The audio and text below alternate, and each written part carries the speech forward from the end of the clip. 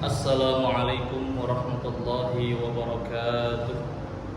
Alhamdulillahi rabbil alamin. Wabihi nasta'in ala umurid dunya waddin. Wassalatu wassalamu ala ashrafil anbiya'i wal mursalin wa ala alihi wa sahbihi ajma'in, amma ba'du. Alhamdulillah,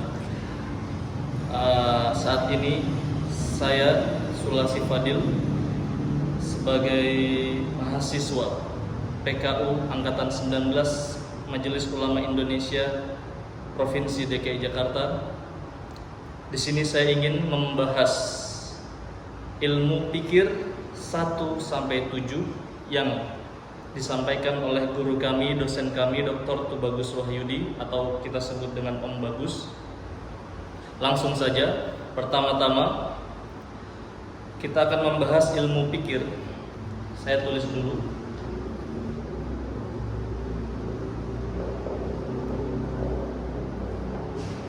Ilmu pikir.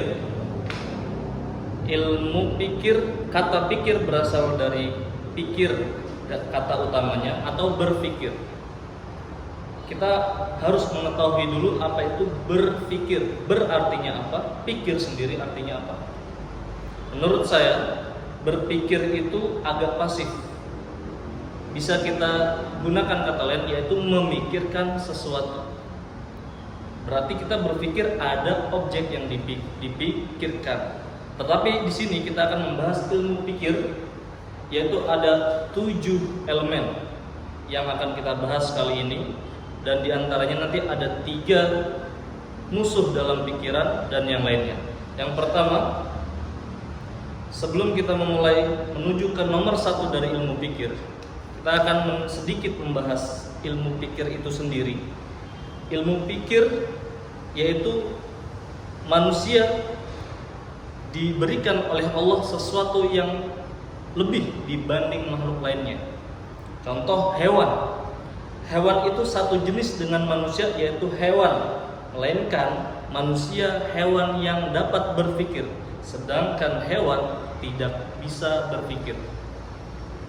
Manusia diberikan akal, manusia diberikan otak atau mind untuk memikirkan sesuatu, merenungkan sesuatu. Sedangkan contoh saja hewan, sapi, mereka tidak memikirkan rumput ini apakah bersih atau kotor. Selama ini rumput baginya, maka langsung dimakan. Maka dari itu, manusia dikasih kelebihan yang sangat tinggi derajatnya dibanding makhluk lain. Bahkan malaikat pun menghormati manusia karena kelebihannya itu. Baik, langsung saja ilmu pikir yang pertama. Kita akan membahas pikir atau pikiran. Pikiran manusia ada di kepalanya, itu dia hormatnya. Kehormatan manusia ada di akal. Maka akal atau pikiran yang dimiliki manusia harus digunakan semaksimal mungkin. Yang pertama, ada istilah patuh. Patuh. Manusia memiliki pikiran. Fungsi pertamanya yaitu untuk mematuhi, mentaati apa yang si pemberi pikiran ini perintahkan. Dan proses patuh ternyata ada jenis-jenisnya. Yang pertama, patuh yang harus kita patuhi yaitu orang tua. Karena dari kita lahir, objek atau orang yang makhluk yang pertama kita temui yaitu orang tua, ibu dan ayah. Kemudian yang kedua yaitu guru. Yang kedua, orang yang kedua yang kita temui mungkin dari PAUD untuk usia dini, TK, SD, SMP, SMA sampai perguruan tinggi, dia pasti akan menemukan guru yang formal, mungkin non formal di pesantren atau pembelajaran non formal lainnya. Gurulah yang mengajari kita, yang mengenalkan kita alam, bahkan mengenalkan kita kepada pemberi akal. Kemudian di bawahnya ada Allah dan Rasulullah. Allah dan Rasulnya, yaitu Nabi Muhammad, yang memberi kita pedoman, yang menciptakan kita setelah kita dikenalkan oleh ortu dan guru kita tentang siapa pencipta kita, siapa penuntun kita di bumi dalam bentuk manusia. Ternyata ada utusan yang Allah turunkan untuk memberi petunjuk manusia untuk menuju hasil pikir dari olah pikir kita yang sehat.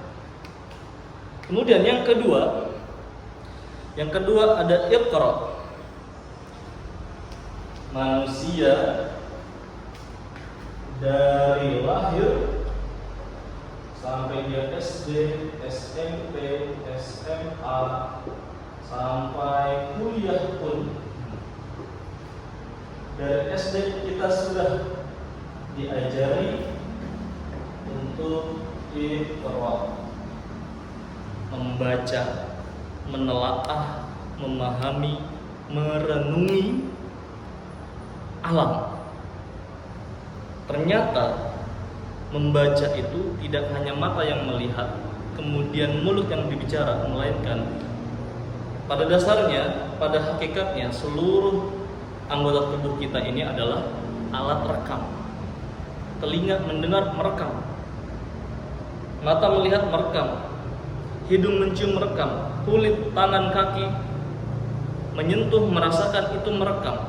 Sehingga kita dapat pengalaman dari hasil rekaman tadi itu untuk berbuat, untuk mengucapkan, bahkan melakukan, mempengaruhi sesuatu. Itulah yang disebut Iqra. Sudahkah kita baca buku, bahkan sudahkah kita baca hal yang tersirat? Maka Allah memberikan pikiran. Kemudian yang ketiga adalah penghayatan. Setelah kita membaca, Allah menganugerahkan kita penghayatan untuk merenungi, mentadaburi. Kita yang sebagai calon ulama, insya Allah, merenungi isi Al-Quran dengan mempelajari ulumul Quran, ulumul tafsir, bahkan hadis, ilmu hadis, ilmu agama, fikih dan usul fikih. Ternyata tugas kita nggak hanya itu, kita merenungi alam. Merenungi alam dengan cara apa? Pelajari fisika, pelajari kimia, dan hadirkan Tuhan, karena Sang Pencipta tidak mungkin menjadikan hal sesuatu apapun di dunia atau di alam semesta ini untuk bermain-main atau untuk sia-sia. Itu fungsi dari penghayatan. Kemudian yang keempat ada qalbun.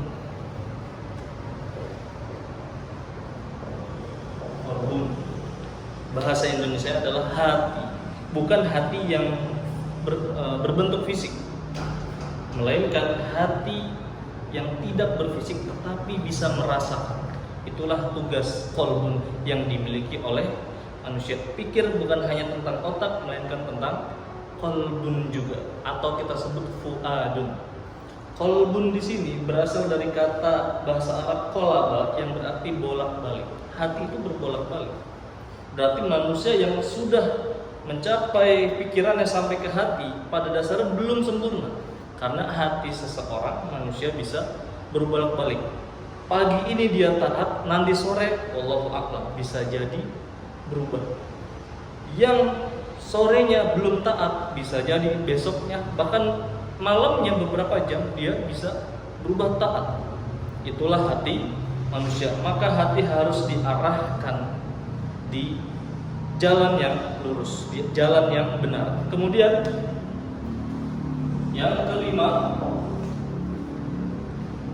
kelima adalah muhasabah.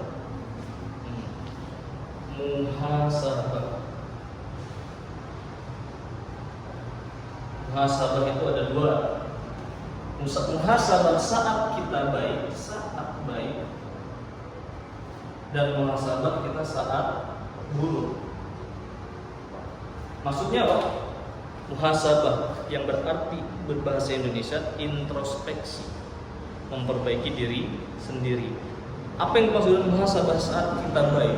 Ketika kita berbuat baik, apakah kebaikan yang kita lakukan ini akan istiqomah, akan terus berlanjut, ataukah jangan sampai terjadi, ataukah malah menurun? Maka kita harus selalu muhasabah walaupun dalam kita melakukan kebaikan kita masih mengira kita sudah baik, maka perlu muhasabah agar kebaikan ini terus berlanjut. Yang kedua, saat kita berbuat buruk, pastinya kita harus introspeksi diri, muhasabah hasibu, introspeksilah, hitunglah dirimu dalam hal keburukan. Banyak sekali manusia pasti memiliki keburukan, maka harus muhasabah diri dalam berbuat keburukan. Tidak boleh mengulangi lagi dan harus berbuat baik. Kemudian yang nomor 6 adalah taubat. Taubat di sini yaitu taubat nasuha.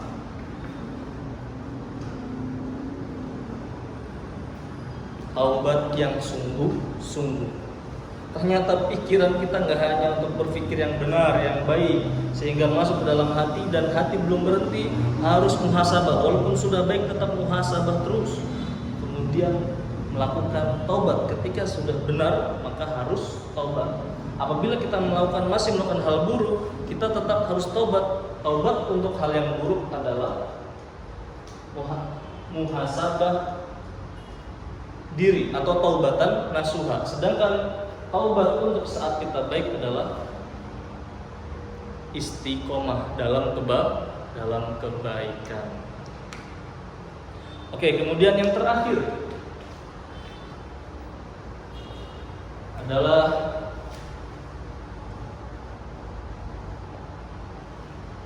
inovasi. Inovasi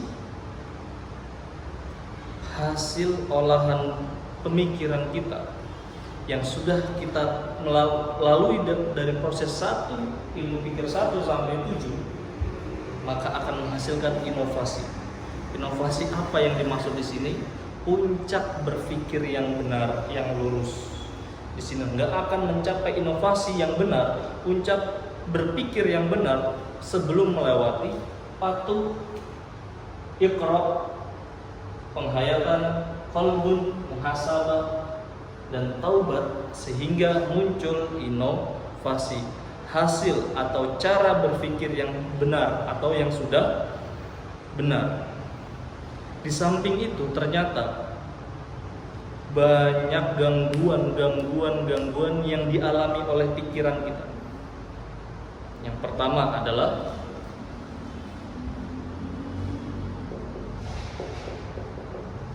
tipuan. Ini adalah bersumber dari dunia. Pertama, tipuan. Dunia ini hanya tipuan belaka. Inna kaidakunna matin. Tipuannya sangat kuat. Maka kita harus bentengi benar-benar. Jangan sekali mudah tergoyah. Yang kedua,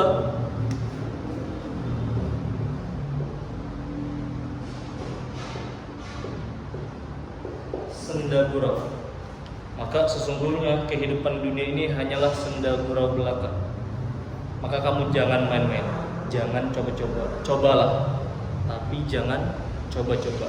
Jangan main-main dengan pikir, jangan main-main dengan main. Yang ketiga,